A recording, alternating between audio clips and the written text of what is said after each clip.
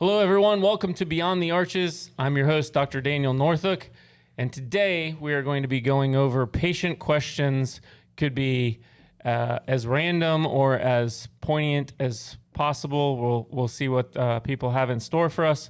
But to ask those questions and discuss, I have a panel with me of Robert Odom. Hello. Lilia, and Erica. Hi. Hi, guys. Hi. I have to say his last name no matter what. I think he's like Madonna. Like it's just one thing. Yeah, exactly. All right. So who wants to kick this off? So we've asked questions asked 4 questions to Facebook, and they have heard our message and replied with their inquiries. Yes. And so I guess Erica, if you want to ask the first one. So if a patient can only afford one arch as opposed to doing a double arch, which means upper and lower for anybody who doesn't know. So if they could only afford to do one or the other, what would your normal suggestion be for how they should go about that? Do you have a preference? Of doing the top versus the bottom? Yeah. First? Mm-hmm. Okay, sure. So let's dive into that. I'll kind of go in further than they may have asked.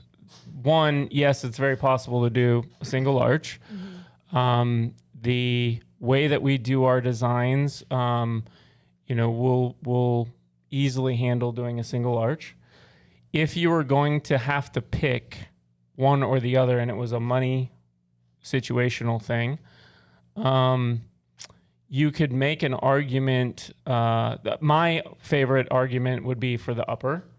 First, it's what allows us to sort of set the look and establish sort of the mode of where things are going to head, and also going to get sort of your biggest pop for your buck to begin with. Yeah. The lower is a lot easier to kind of manipulate and use what's there. Sometimes it can vary a lot with what we do with it. Mm-hmm. Sometimes if we know for 100% fact that the person needs this done in the future, we might take some of the bad teeth out on the bottom just that are in the way or are going to cause them future problems. And we also may make the decision to cut their teeth down to make it better in preparation for the lowers when they come in, so it's not so much of a roller coaster. Mm-hmm.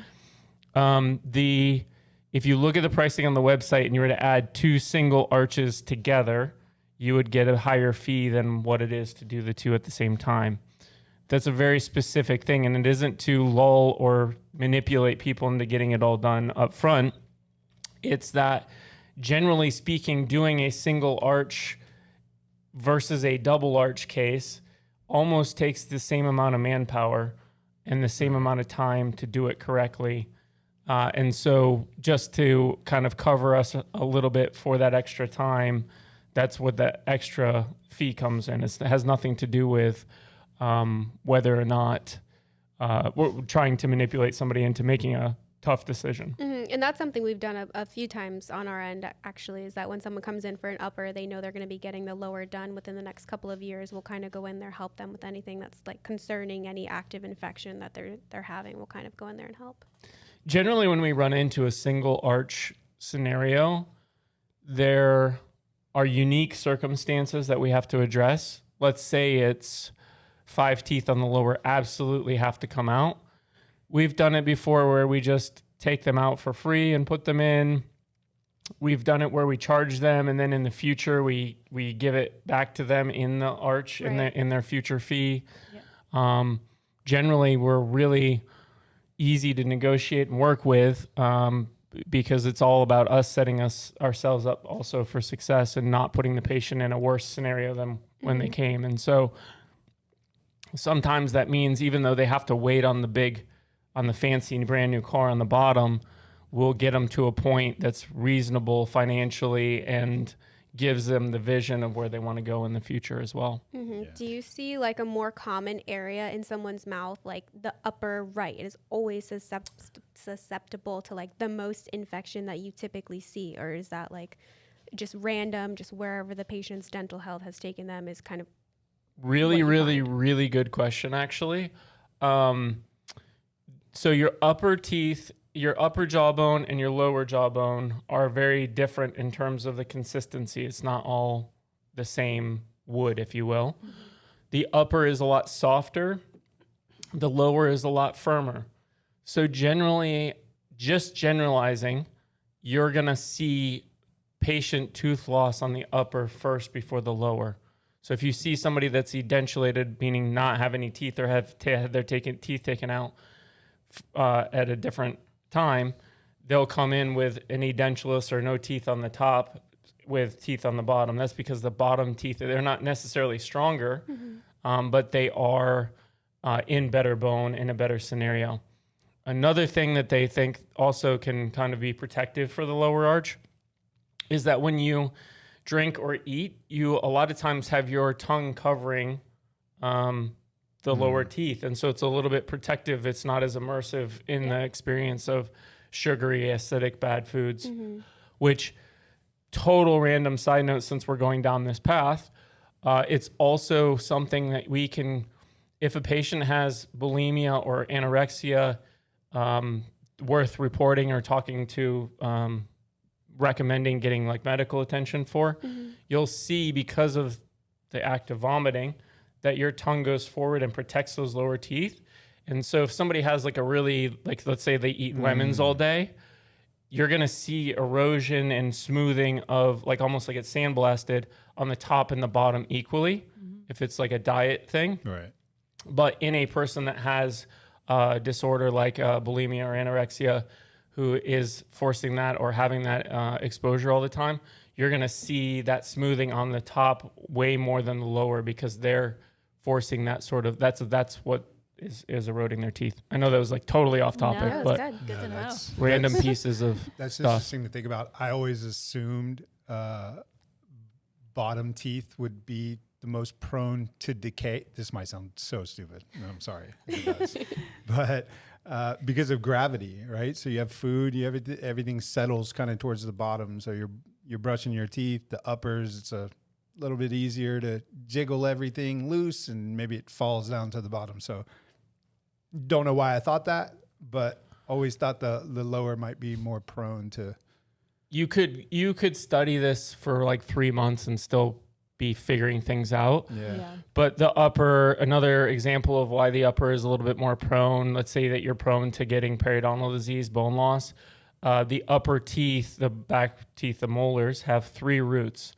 Well, that may seem great for it being stronger, but if you think about 3 roots, there are where a root comes together and starts to form the top of the tooth, that little space in between the 2 roots is called the furcation.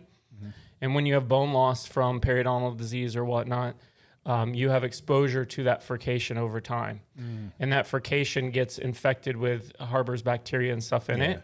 And so if you think about it, an upper tooth is way more prone to having an issue. Once it's had an issue, it's going to go downhill faster, because there's 3 furcations versus on the lower molar roots have 2.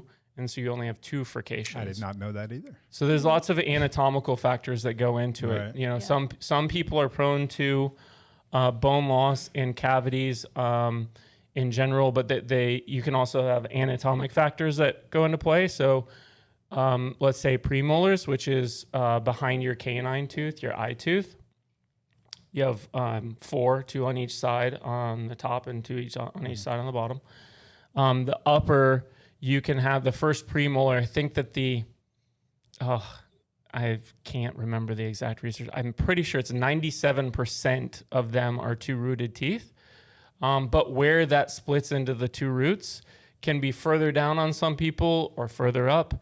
It can be deep. It can be very prominent. So when you take it out, you see this big kind of ridge that falls into like a storage corner, if you will, which is exactly what happens.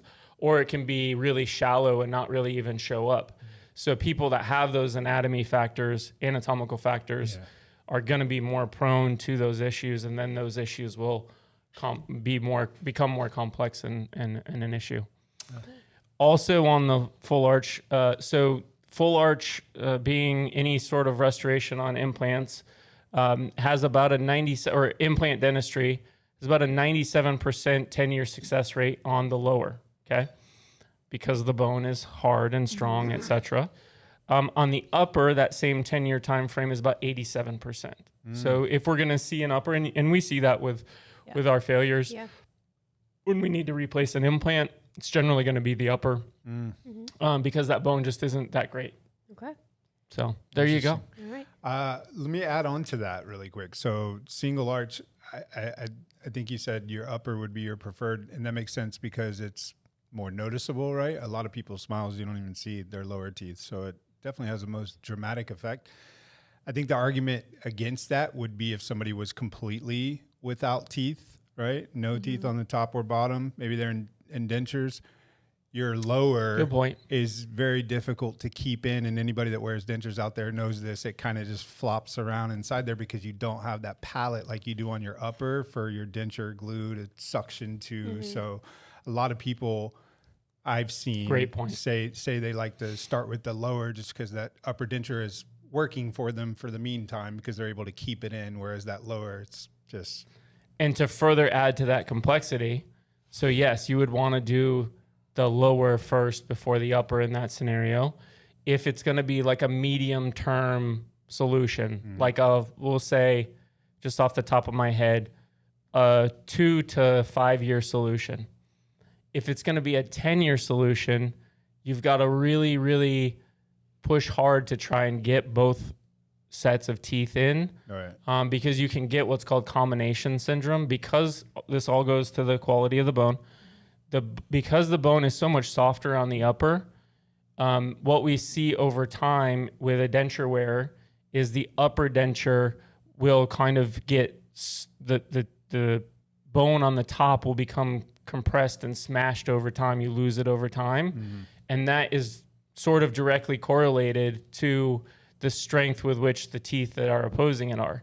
So if you keep them in a denture and they're happy, but you can keep them in a denture, then they're not going to be smashing that as much. So maybe if the window is in the next 2 years, maybe that's a scenario where you just kind of wait in general. If it's 1 year, then go ahead and put it in, with an upper denture. If it's 10 years, think outside the box and try to find a solution. So even though I'm not answering any of these questions directly, hopefully anyone that's asking this question and listening to this can understand that by working together, there are many, many ways to cut this apple. There are many, many ways to find that solution.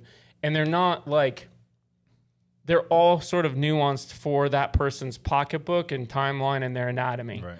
So sometimes things can be like obscure, like how much is a sinus lift? Well, it depends, answering a question with a question. This isn't like that. This isn't like, for this, it's $2,000, but you're probably that special $7,000, here's the bad news. It's more about fitting the chess pieces on the board so that you're going to play the appropriate game. Right. The end game will end up being the same. It's just figuring out the chess pieces that are going to work best for each patient. Is it true that a dental or a tooth infection will never go away? Like even if you took do you have to take it out for it to go away, or? More or less, yes. So you have root canals, but so we're going to get really into anatomy today, apparently. So teeth, when they're formed, they have the nerve on the inside, right? That's where the blood and the nerve lives. And that nerve and that blood is vital to sort of giving you sensation to your teeth, etc. If you get a cavity or it's broken into that gets infected, then you have that infection that goes down the root, down that sort of chute, if you will, the canal, and then sets up and harbors bacteria inside of it. Well, it isn't. The reason why you can't just take a systemic antibiotic and have it go away is not that it won't kill that bacteria, but the structure with which that canal works, the way that there is blood supply, et cetera, and the way that you get sensation to feeling pressure in hot and cold is there are little tiny holes essentially all through your tooth that go to the outside. And those little holes on the outside or on the inside, wherever the bacteria ends up, you can end up getting layered deposits of bacteria that sort of set in and entrench themselves. So it can be very hard to eradicate. And while we're on the topic of infections, some infections can hurt and go away. And generally, when you have an infection that was hurting and went away, is because you had temporary reduction of the bacteria or some relief of the pressure that's built up on the bone. So I always tell people it's like a water balloon. If it's on the inside of this confined space, it's putting pressure on, and that's where you get the pain. If it all of a sudden inexplicably goes away, it's because it found a way to drain back into your mouth. It found a way to drain into the sinus, found a way to drain like underneath your tongue, which is this really scary place to have it happen. And so even though it kind of, the symptoms dissipate, you are still living with that active infection. We see that weekly, right? I know. I've heard patients say that, like, even day after surgery, they're like, I feel better than I did yesterday because that infection just got out of my mouth. Mm-hmm. I do think a lot of patients think like antibiotics will fix it all and be like a quick fix. And unfortunately, maybe it's just like, It's what just suppressing it. thinks. It's Yeah. not killing Yeah. it. Well, right? yeah, you're not eradicating, it's like going to Afghanistan and sort of taking over and saying, I'm the government here, right? Well, there's a whole network of bunkers and and caves and such that you can't get to and eradicate, Right. and that will grow back and fester and come back to bite you. So managing that is really tough. Next thing you know, you're Geez, 10 I hate to 10 go all trillion. political like that, but that's trillion in essentially debt. what it is. For an It's really hard to example. eradicate. You have to Yeah. go through and eradicate every single Right. sort of avenue. I know a lot of patients before surgery, they're very concerned of like, I think I have too much infection. Like, what is your take on, active infection surgeries next week? Like, what would you say to those patients? So there are several ways to take care of an infection, or if you look at the triage of how to take care of things, the number one thing that people want to go to is antibiotics. But the number one thing that you can do to fix anything and eradicate that problem is remove the offender, which is the tooth. That's number one every single time. Anytime you can actually get that tooth out, number one best thing to do. Number two thing you can do is number two thing is to like physically curette the infection after that tooth is out. Get rid of the we call it infected tissue, but it's really just like inflamed, pissed off. It does have some bacteria, but generally it'll resolve. But you're going to get that out and eradicate that physical debridement, physical removal. And then the third thing is protection with antibiotics to keep that calm inside of the mostly resolved scenario. So for those patients, best case scenario, their surgery is next week. They're going to get that all cleaned out Yep. by you. Yeah. And that's, I think a lot of patients feel relief when they know like, oh my gosh, I'm not worst case scenario. It's going to be handled in surgery, that scenario. But isn't there a factor of like active infection can block the numbing agent from circulating So correctly? active infection can create an acidic environment, and an acidic environment sort of blocks the action of the anesthetic. It doesn't allow it to like penetrate into the nerve properly because of the environment that it's in. So you can get what's called a hot tooth. So sometimes treating with antibiotics ahead of time, which we do on occasion. The other side of it is that you can get, if that infection has been going on too long, sometimes that bone can be really weak, really like Swiss cheesy, if you will, and really hard to anchor an implant. We don't see that like preventing implant placement, but at the time of surgery, we'll make an assessment for what that is, and we'll usually fill up that Swiss cheese, that hole with bone graft. But that isn't just like set it and forget it. In orthopedics, they have a big advantage, which is they can hammer in something physically inside of your femur or whatnot, and it will take up that space, and you don't have to worry about whether or not it's going to heal. They also have different cements and things to hold their pins in. Dentistry, we don't have that. And on top of that, we're also like immersing it inside the nastiness, which is all of our saliva. Yeah. And no matter how good of a job we do, that's always going to have a connection to it. Right. So the name of the game is to keep it clean and eradicate as much as possible.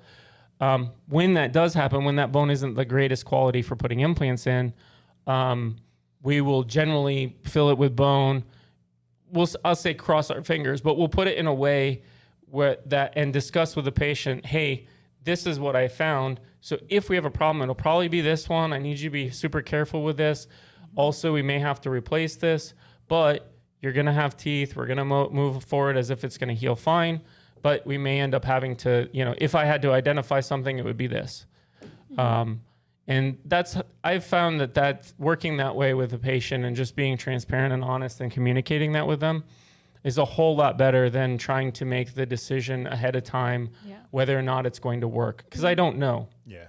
And so my belief has always been get the implants in, make it as good of an environment for healing as possible, but also let's set ourselves for success by setting that patient's mindset and leaving us a space for the implant that we would want to replace. I kind of leave in that scenario, I may not put that implant in the absolute ideal position, because maybe I feel like that ideal position in the future will be a better backup if there is an issue.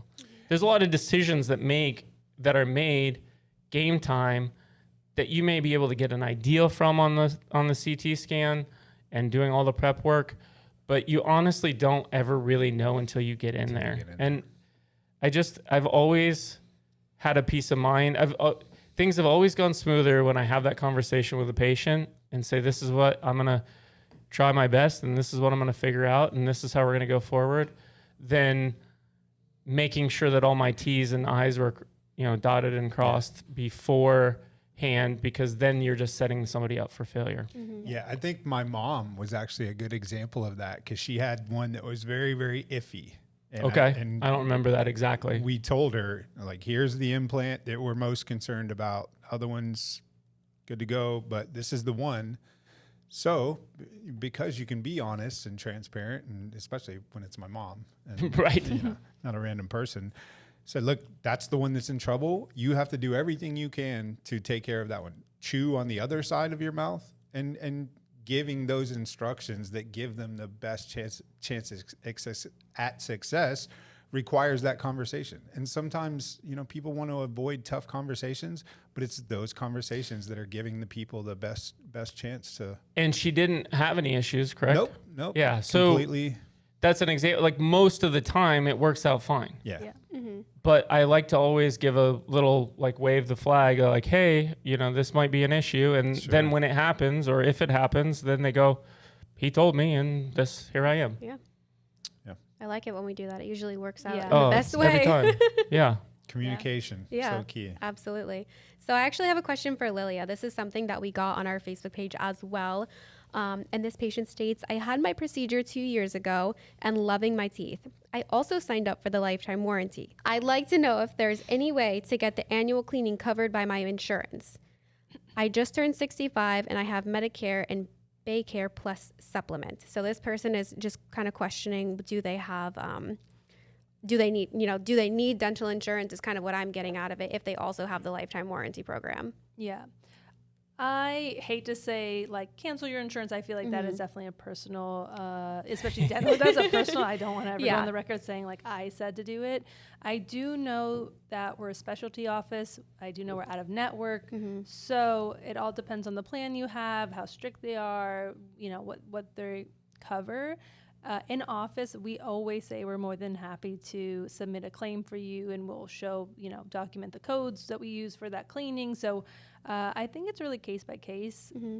I would probably think that they're not going to cover as much, honestly, with especially the cleanings. It's one thing for the procedure, extractions, maybe dental implants, but cleaning, I would probably say I'm leaning towards they're not going to cover. But again, I'm very optimistic, and we can try and we can hope for the best, and you can reach out to your dental insurance and see what kind of coverage they have. Mm-hmm. I think if you have our lifetime warranty, that's essentially the best thing you have as far as quote insurance. It's not insurance, but it's insurance. It covers your cleaning, anything that happens with your implants, your prosthesis is all covered. So correct me if I'm wrong, but I really don't think that there's probably much coverage. I was going to say I've never told anybody to cancel their dental insurance, but I have highly encouraged it. Yeah. Just because usually after the procedure, after we submit for the procedure itself, so surgical extractions, dental implants, usually any reimbursement you get on that, then great. I'm glad we were able to help you get that back into your pocket.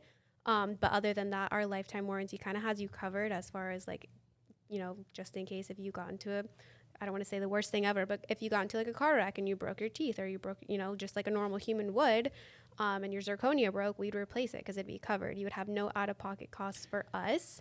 But I could definitely see that being kind of controversial, especially if someone has like a, I would never tell somebody to cancel if they had like a family plan or, you know, obviously other people who like relied on that insurance program that they're on. Yeah. Yeah, unless you have dependents, I would be so bold as to say, if you have the lifetime warranty, cancel your dental insurance. There's absolutely no reason for it. And Well, we had a question in the group the other day. Someone was asking, can we go to a local dentist? Do we have to come back to Florida? And I think that gets asked a lot. It the does. responses were all, I go back, I love it. We make a trip out of it. Most people do, for sure. And just to touch on that really quick, I've had this conversation with a few people before, but no one is as motivated to make sure that you are in the best position possible, because, and I think we talked about it the last time I was on the show. We don't want to come out of pocket for all of the, you know, anything that you may need. So we want you to do your part to keep everything looking good, but we're also going to do our part. And if that involves nipping something in the bud and catching something early, we'll do that. Whereas somebody that doesn't really have any skin in the game is just going to say, keep an eye on that and, you know, check it out next year. I think we're more inclined to catch those things to prevent either side from having to go beyond what needs to be done. Yeah, this question is essentially exemplifies why we felt the need to come out with a subscription-based lifetime warranty, because it's an answer to, hey, insurance won't give me anything. I just had $30,000 put in my mouth, or 50, you know, at the local big box chain. Now what do I do? Yeah. And the world doesn't have a very good answer. Right. And so we were trying to fit the niche or give that person the peace of mind that even though we're not technically insurance, it's a replacement or an alternative to your insurance, and gives you that same or a similar peace of mind. And to, like you're saying, we're so aligned in that everything is successful and goes well, because we don't want to come out of pocket any more than we have to. Right. But that being said, we also want it, people to be able to live their life. So that's where we made the exception that you can go somewhere else. Yeah. Would I, if I had it done and I lived in Missouri, maybe every other year at the most, probably I would just take advantage of the free and make it into a trip. Absolutely. I can't say because I don't live in Missouri and don't have to make that follow-up.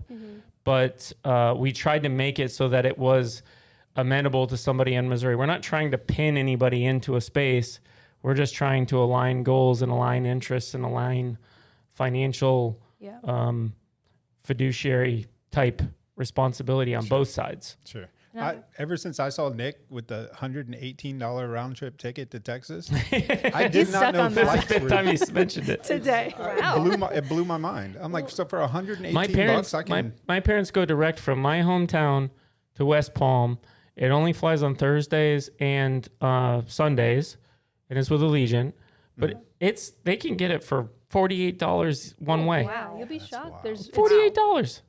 Yeah, we have and we're in an area where there's an abundant amount of hotels, Airbnbs. So like, I feel like coming to see us directly is maybe more cost efficient than going to a local office with who knows what they're going to charge. That's another aspect, is we have no control over what your local dentist is going to charge. And if you're not a full-time patient there and spending money, and you're never going to have root canals, you're never going to have crowns and bridges, you're just coming there for cleanings, they're probably going to bust your head.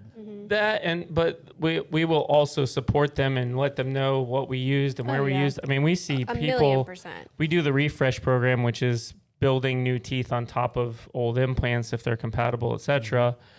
And we see people with horrible records, but we try our best. If we do have somebody that needs to stay in Boston and doesn't want to leave for work, and etc., they have somebody that'll take care of them. Yeah. We'll support them as much as we can possibly support them, and to the point of sending them the screws and the teeth. So we try very hard to be accessible even if you are in that scenario. Yeah, definitely. And as far as like, sometimes patients and consults are like, what do you mean I have to pay an additional like fee for your warranty? And I explain it as best as I can, but when I think about my husband and I, our dental insurance, for example, at let's say my general dentist office that I've been going to for a while, but I'm paying more than $59 a month. I know that because it's a, family plan. Mm-hmm. And I know that they don't cover the cleanings. I pay out of pocket for like the whole, there's so many things, like a night guard if I need it, if I need a filling, I'm paying so much money, and I'm paying more than $59 a month. So I think patients get a little hung up on that, but there's so much good that comes if you ever need it. Mm-hmm. Cleanings are covered. Again, implants are covered. The prosthesis is covered. There's so much good that is covered on I that. agree. I think that's a really everything's covered. I mean, that's a big point of like, there's a lot of lifetime warranty talk these days, and just from, on Of course there is. We came out with it. They're listening to this podcast. Whatever we have, they're going to implement. They're going to start being okay with people going outside. Yeah. And in my department, I see a lot of that, and it's always fun to go into the small print and see exactly what they mean. And I will tell you, I haven't found one that's as encompassing as ours yet, and I doubt we will. We do not have any restrictions. If you are abiding by the terms of this warranty and you're coming in or seeing another dentist once a year and you're doing your part, there's nothing we won't take care of. So, we all know how expensive it can get to replace implants, to replace prostheses. When you think about dental insurance, like you said, there's often a cap as well, $1,500, $2,000, $2,500, and that's the most you can spend in a year. If you need to get a prosthesis replaced at, minimum $7,000, you go somewhere else, you could pay double that. Yeah. You're talking about a lot of money. So Sure. And we already have your file. We already know the teeth. Mm-hmm. There's two last bullet points I want to make on insurance. Is one, we all make decisions on insurance daily. Again, we're not insurance technically, but we'll call it insurance for the sake of example. We all make decisions every day. You buy a house, you get homeowners insurance. When do you not have homeowners insurance? When you paid for it cash and you don't really care if it blows over. Right. All right. Well, not many of us are in that scenario. We buy that. As an example of the other extreme, yesterday I was buying a light bulb for a car. Okay. $10. And I was offered for $11 the 2-year protection plan. Okay. Like, I clearly made the decision to not insure that because I can pay to replace a $10 bulb if it ever goes out. It's a LED. It's never going to go out. Right. But the example is that we make decisions on insuring stuff from $10 to $1 million every day, 50,000, 20,000, 40,000 car, whatnot. So this is 35. Why would you not want to insure it? Why would you not expect that there's some additional stuff that comes in to take care of it for sure? Yeah. The other thing I was going to mention is that we see this discussion very frequently, the nuances of sorts. And I'm not going to come down, so what are my options? And rightfully so, they're doing their research. They're trying to figure out what the best policy is. Sure. But I would say, as a general rule, or a general guess, that decision and discussion kind of goes by the wayside once they're done with their teeth and they met our team and they experienced it and they got to be here for a week and they saw where we live and they saw where they could vacation. Generally, that just goes, boop, gone. Yeah. I agree completely. There's That's a couple, usually- but not many at that's all. usually what ends up happening. Usually by the end of it, they've either, changed their mind or they've decided they are going to follow through with what Robert said and do every other year and just at least touch base with us every once in a while. Yeah. Mm-hmm. I saw a good question on here from a patient. The patient said, how do you handle patients who have high blood pressure as far as surgery goes? Good question. The first 100% step is medical consult, medical discussion with a primary care physician. Even a doc in the box, MD now kind of clinic, will see a patient and put them on blood pressure meds if the blood pressure is high. If we know it's an issue, and generally if we have an issue with blood pressure and it happened last week, generally that blood pressure is above what the ADA recommendations for elective surgery are. Sometimes that's still nerves, so we'll generally give them more nitrous and calm and like let them kind of settle down some, because in the heat of the moment it can be kind of exciting and scary of sorts. So generally those people will let fall into their sedation a little bit better, and nitrous will have sort of an effect on that. But like in the example last week, that person hadn't taken their medication properly, even though we told them to.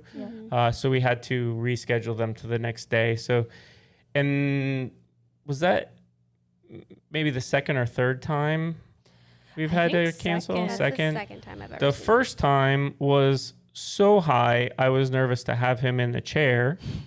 And we ended up sending him to the ER because it was completely uncontrolled. Yeah. And they were able to get it totally under control for the next day. Didn't they discharge him and then sent him and cleared him for surgery the next day? I want to say that night he got He did out. spend the night in the ER. Oh, okay. I feel like a lot of patients have blood pressure medications. You know, we see the same few different things that's like, you know, patients have, but I feel like you said, that's extreme cases. For the most part, patients, you know, take their meds, and you would say surgery goes well. It's probably the most common medical condition that we see and have to make a decision on not every single surgery, but on the highest proportion relative to any other medical condition, etc. The only ones that really are a problem, you know, generally if a person's on a blood pressure med and they've taken it properly and they still come in and it's high, generally we're able to get it down with just being calm, letting sedation set in, nitrous, etc. Yeah. If we can't get that down in every scenario, even if we've still done the surgery, it's always because they didn't take it like they were prescribed. They left the bottle at home. They are on too light of a version of it, and they went to their physician the next day or a week later and got it fixed. So it's very prevalent in our day-to-day, but in terms of altering surgical approach and our path and timeline, it generally doesn't affect things too much. Yeah. And I think if anyone has any fear, like we would always, well, of course we'll do a consult and narrow down if they need clearances or whatnot, but just being in contact with your primary doctor and making sure you're taking the proper steps before this procedure that you're clear to go. So that's what I was going to say. The only people that I've ever had a consistent problem with getting them into surgery and being okay with it, etc., like getting them across the finish line, have been the ones that don't have a primary care physician, are unwilling to go get one, are unwilling to go to an MD now, are unwilling. Those are the people that we've ultimately had to just say no to and send them to the local cowboy. And high blood pressure, isn't it? It's literally called the silent killer. So people sometimes, even if they are aware that they have it, they might not realize how high of a level they actually have it at. Yeah, people will just take the medication and think that it's taken care of. So it's always a good idea to get it pre-op before you leave for surgery. Make sure it's all good to go. Right. Remember your prescription. Don't leave it at the airport. Those kind of things. I don't think we've ever actually People are had pretty that. good with it, but those are the weird things that happen. Yeah. I saw a few other ones. You want to say something? Yeah, I have another one that I read off earlier, and it has to do with TMJ. And it kind of goes both ways. So I want to kind of twist it into my own words and ask kind of like, do you see people who initially have TMJ come in? Do you feel like that can ever, like having full arch, can that resolve a TMJ issue? And then vice versa. Have you ever seen it where a patient has come in with no TMJ, had full arch completed, and then kind of is having some effects of that afterwards? Really, really good question that could also be studied for 3 months and you still couldn't get an answer. So TMJ is the actual joint. TMD is the disorder of the joint. So generally, you're talking about a dysfunction in the TMJ. So you're talking about TMD. There are many, many different ways and philosophies that you can subscribe to as a dentist. I tend to really align with, there are people with genuine disorders, and placing the teeth in the exact right place where the joint can be happy can be difficult on them. But generally, they're going to have had worn a splint and had those issues their whole life, etc. And these are people that we're talking about, like maybe have a full regular set of teeth. The other side of people are more confused, and maybe a dentist has told them they've had TMD and they need a night guard, etc. Those scenarios most of the time come from the teeth being in the wrong position. In my experience, that's what I subscribe to. Occlusion and the bite being correct really fixes a lot of that stuff. If you think about the teeth, the way that they come together, there's the height, right? Like how tall your teeth come out of your head, essentially. Right. There's a happy place that you and I go. There is a position forward and back. And then there's also the positioning of the individual teeth and how those come together. All three of those things is what makes up your joint being happy or not. When let's say that for you, you wanted to do full crowns, or you needed full crowns, and I wanted to do all of them. You basically, it's considered, or my training was considered bad practice to enhance and build those up taller without taking your time and doing it in a temporary, like you couldn't do it in an all one experience because you're shifting that length, right? So if you parlay that logic into full arch, you go, well, we're definitely going to be changing the height. Some people have lost back teeth and it's not as tall as it used to be. Those teeth got pushed out of the way and they're not where they're supposed to be at all. What I've found, and what we're trained to do, is to essentially put that patient back to exactly what they were when they came in. But what I've found is I like to put them where they feel comfortable. And there's a big difference there.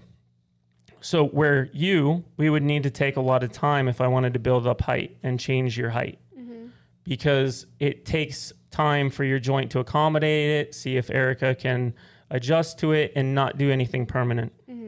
But with a full arch, by putting you in this functional, comfortable position, we generally are going to be seating the jaw joint where it's supposed to go.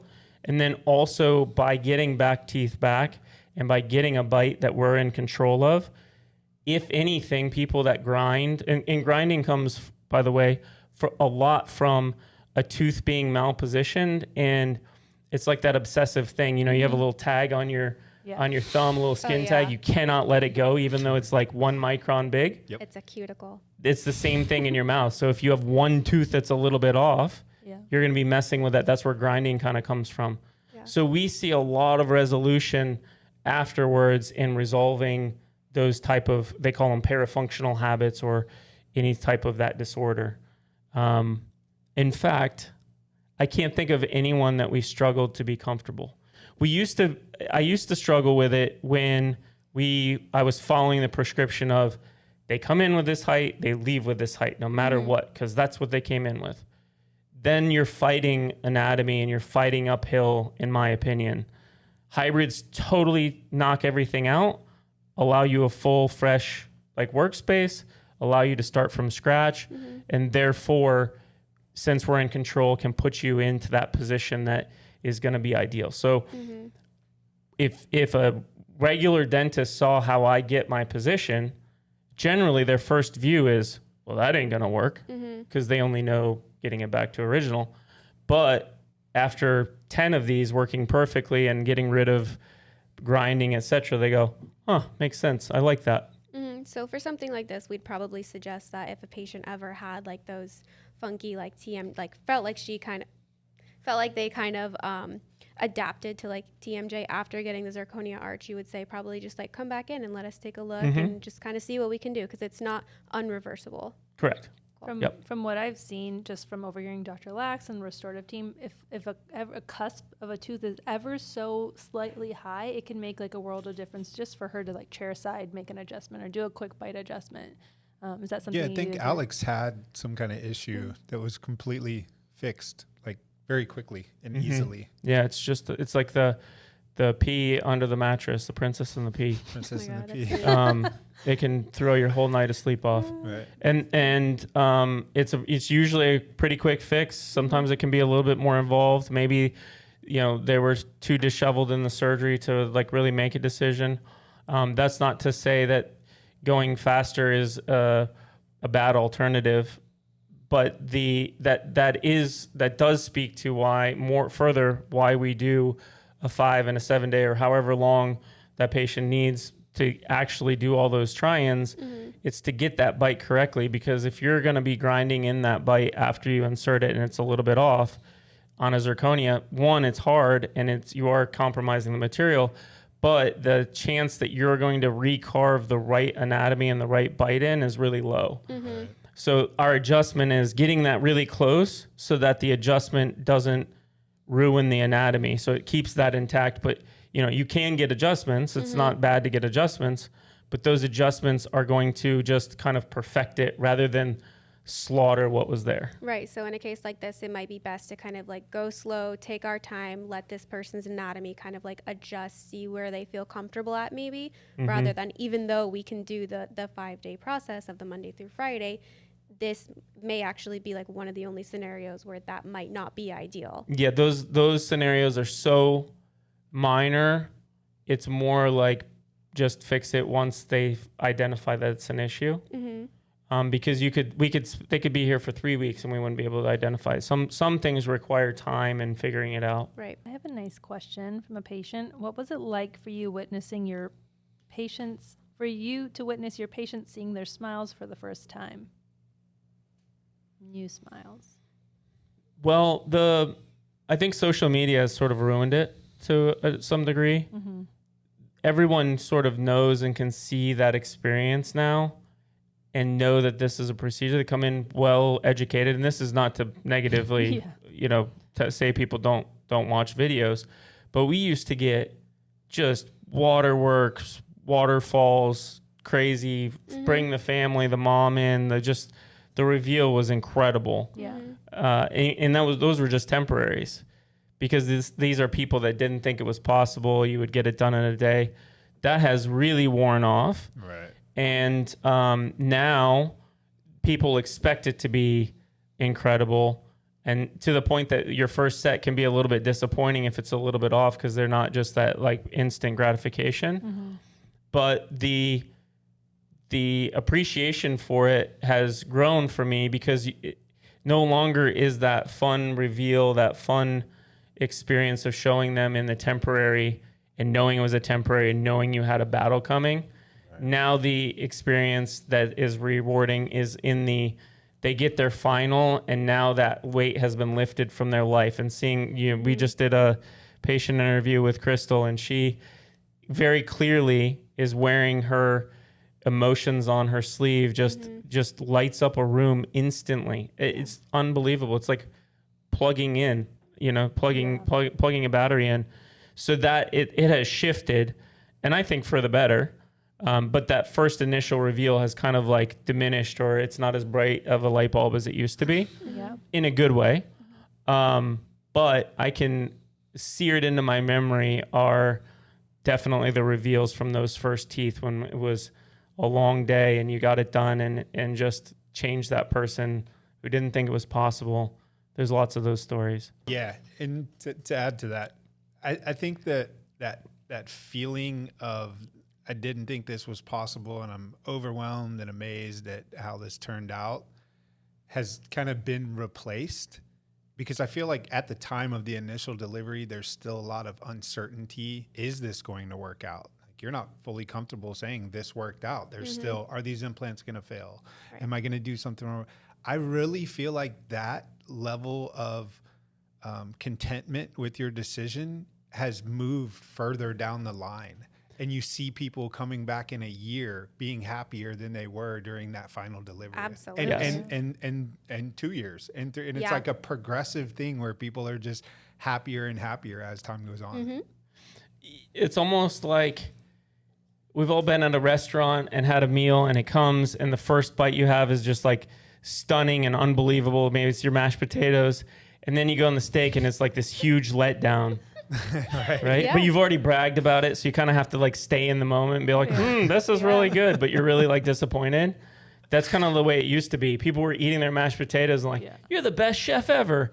Well, they haven't tasted the steak yet. And the steak used to be 4 months of follow-up visits and anointings, and they're not as pretty as the temporaries because there had to be more material.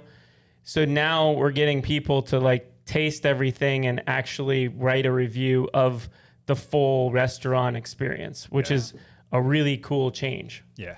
And we see a lot of people that, of course, we collect Google reviews. We appreciate Google reviews. It helps a lot of people make their decisions.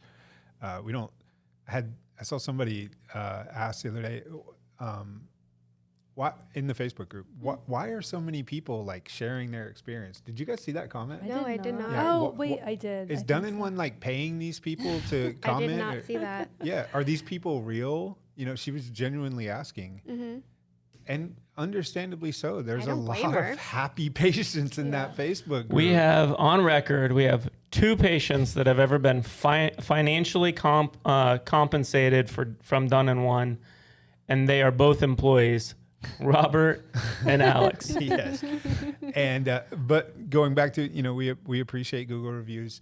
I feel like people are hesitant to leave Google reviews right at the beginning.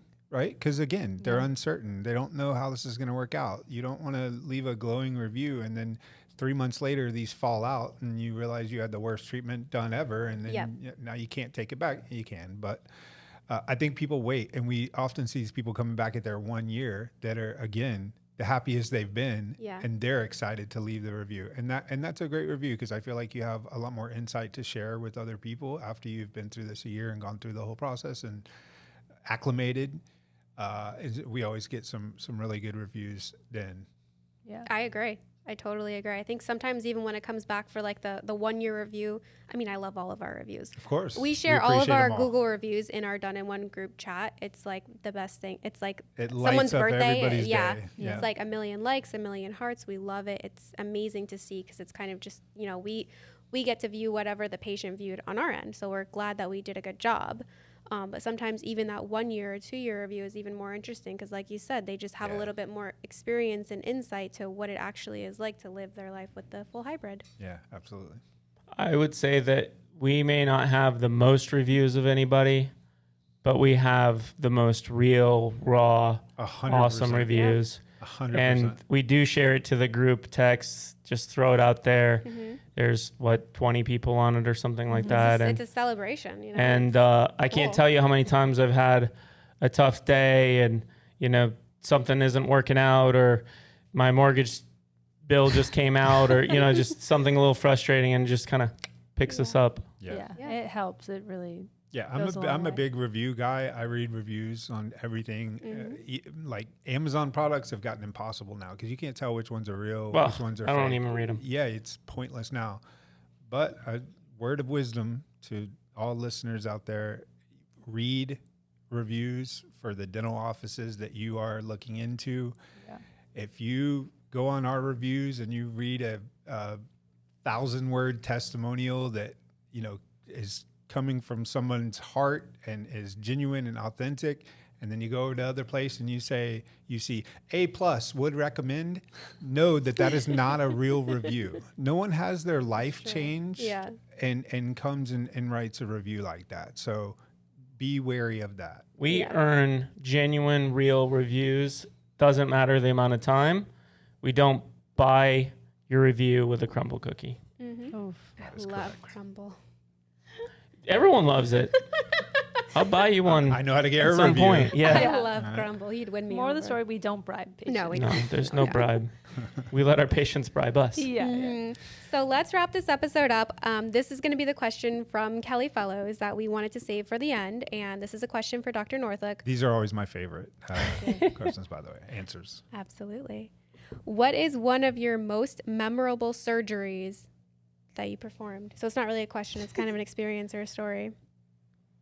He's got the best stories. I have a lot I'm of trying them. to go through my roll of memories to see if I can even think of. I've I've heard patients like laughing in the back, and actually have we too. had someone come on the Facebook group like, no question, just anybody else laugh during their surgery Yeah. like me? Yeah, he said you had to tell him to stop laughing so We've had you a could couple. work. Yeah, that happens more often than you think. That's a great compliment to your I surgery tell a lot of skills. deadpan, worn out jokes that I can't believe. Dina still laughs at them. I can't believe how she does it. I would say that there's probably, just off the top of my head, and if you ask me in a month, there's going to be 2 different ones because there's so many of them. But the first one would probably be back in Jacksonville. We had a guy that we saw, and his teeth were just really, really bad looking from every angle, and he didn't know what to do. Reggie is who I'm talking about. You guys have all seen his Oh, yeah. commercials. And the change that it made in his life was awesome. At the time, he was taking care of his father. I think his father had dementia or something, and had really like become reclusive because of his teeth. And the 2 years, 3 years after that, following up with him and watching his life change back to what it was. He was a chef. He got a food truck, and then he got another food truck.